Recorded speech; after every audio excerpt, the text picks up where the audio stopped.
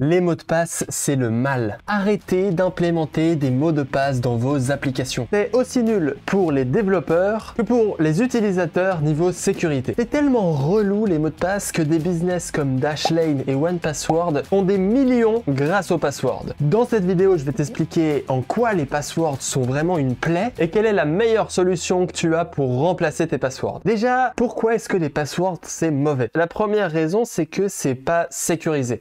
C'est le moyen le plus simple pour un hacker, une personne malveillante, de récupérer ton compte. Première raison, c'est que les gens ont des mauvais passwords comme Banane123, Maman avec plein de 1 ou Michel 2004. La deuxième raison, c'est que les gens réutilisent les mêmes passwords. Alors oui, peut-être que toi, en tant que développeur, tu as un password manager, etc. Mais moi, la majorité de mes potes, ils ont le même password partout. Et j'ai beau leur dire que c'est totalement idiot, ils l'ont quand même. Ne partez pas sur le principe que vous êtes la moyenne des gens. Troisième raison, c'est que un password, par définition, on peut l'oublier, qui fait qu'il va falloir développer des features pour gérer ce cas-là. Et la deuxième grande raison, c'est que c'est relou pour les développeurs. Pour les développeurs, c'est chiant les passwords, c'est une plaie.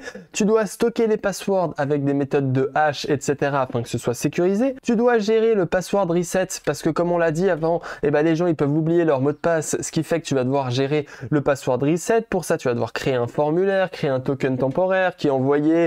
Donc il faut aussi avoir une bonne expérience utilisateur, ce qui devient très chiant. Et il va falloir que tu vérifies que le password n'est pas trop simple en créant des regex, etc., etc. Aussi, si un jour on vient à hacker ton système, ta database, et qu'on récupère tous les passwords de tes utilisateurs, ça va créer un leak, c'est-à-dire que si moi j'utilisais le même password sur Google, Spotify et Facebook, le fait que toi tu leaks ta database, les hackers pourront se connecter à mon compte sur ces trois moyens. Et qu'on soit d'accord, c'est vraiment la plus grosse faille de sécurité dans vos applications. Mais pourtant, le password n'est pas du tout essentiel pour créer une application. Résultat, c'est plus long pour les développeurs et c'est moins sécurisé pour ton client. Tu crées une expérience utilisateur moins bonne, moins sécurisée, en plus de te faire plus de travail. C'est totalement crazy. Quelle est la solution? Et je vais te la dire, attention, la solution, c'est le Magic Link. C'est un nom génial pour tout simplement dire qu'on t'authentifie grâce à un lien d'authentification. Ce Magic Link, je vais t'expliquer comment il fonctionne. En fait, la première étape, c'est que l'utilisateur, il va mettre son email sur ton site internet. Dès qu'il aura mis son email, il va recevoir un lien, comme tu le vois ici,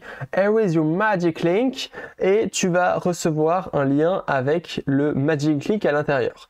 Quand tu vas cliquer sur ce lien magique, tu vas être connecté à l'application. Ce qui fait que là, pour t'authentifier, on est en train de vérifier que tu as bien l'email.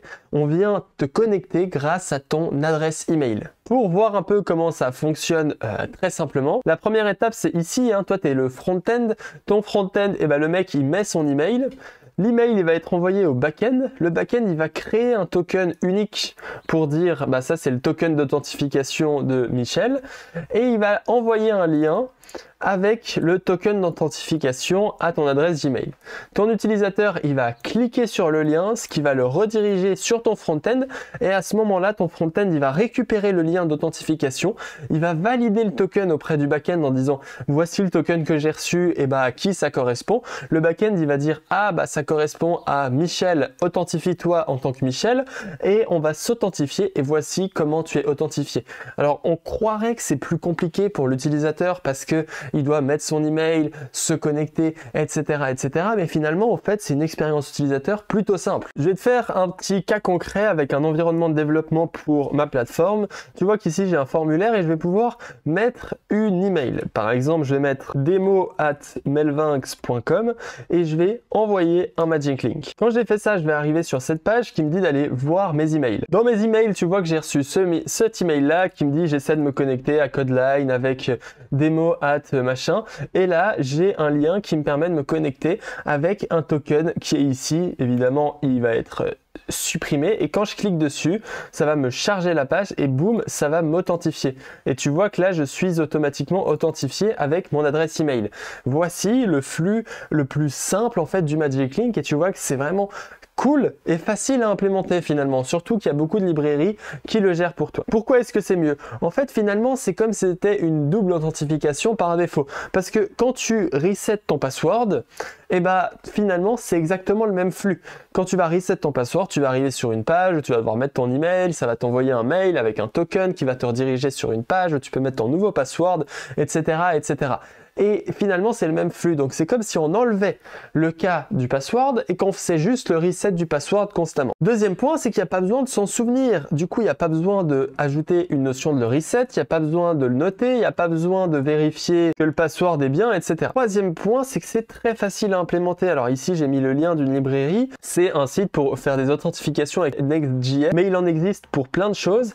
Et tu vois que niveau provider, bah en fait, on aura pas mal de providers, notamment le provider d'email qui va t'envoyer un mail avec un verification token, qui est génial et c'est très facile à implémenter. Tu vois, il y a quelques lignes, ils t'expliquent comment faire. Et tu vois que eux aussi, ils implémentent les credentials, c'est-à-dire justement le password, mais ils t'affichent un gros danger, comme quoi c'est une très mauvaise idée d'utiliser les credentials. Je voulais aussi te dire que le deuxième meilleur moyen d'authentifier tes utilisateurs, c'est d'utiliser ce qu'on appelle des providers, comme Discord, qui peut t'authentifier des utilisateurs. Il y a évidemment Apple, Google et plein d'autres applications qui te permettent de léguer l'authentification directement à des providers tierces. En conclusion, s'il te plaît, arrête d'utiliser les passwords et utilise ces Magic Link. En tant que développeur pour ta future application, c'est beaucoup plus simple à implémenter, beaucoup plus simple à gérer. Je ne veux pas juste te décourager, je t'ai expliqué pourquoi c'était mal. J'espère que tu as compris et que tu vas intégrer ce que je t'ai dit ici dans ta future application. Et si dans ton entreprise, tu es en train de créer un nouveau projet et que vous hésitez à ajouter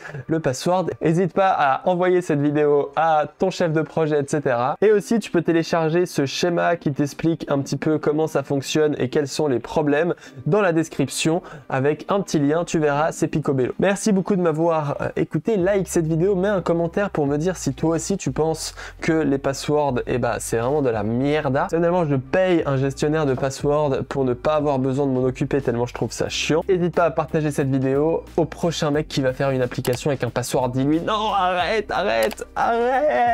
Et oublie pas de t'abonner à cette chaîne YouTube, on se retrouve bientôt, ciao ciao.